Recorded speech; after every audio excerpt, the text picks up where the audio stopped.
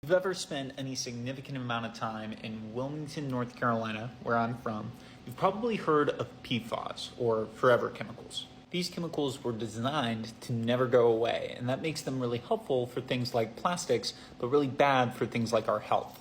Now, back in 2017, it was discovered that DuPont and its spin-off company, Chemours, were just dumping these chemicals into the Cape Fear River, which is the main source of drinking water for that region. And of course, there was a growth in the rate of cancer in the region.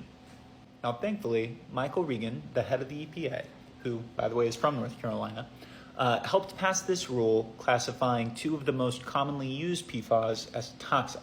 Now, what that does is it gives us access to this Superfund so we can clean things up more easily. It increases transparency, so companies have to report when they're using these chemicals, and it makes it easier for us to hold them accountable when they do this kind of illegal dumping.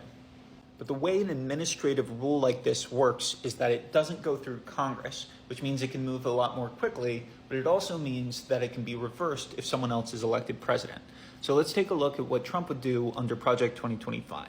So first, of course, he's looking at reversing that rule, which makes it easier for companies to use those chemicals, not report it, and dump them without facing consequences. The other thing this would do is cut off funding for research and public awareness of these issues. And so just making it harder for us to understand the problems and how to fix them, and then also to let people know so they can make informed decisions and be prepared. The other really scary element of this plan is that it involves Trump firing thousands of civil servants who are not deemed sufficiently loyal to Donald Trump. This is a really good example of how presidential politics can impact our everyday lives and our local communities. Because when you replace scientists with sycophants and you make it easier for corporations to pollute our drinking water, you're going to start noticing it when your neighbors start getting sick. That's what happened in Wilmington.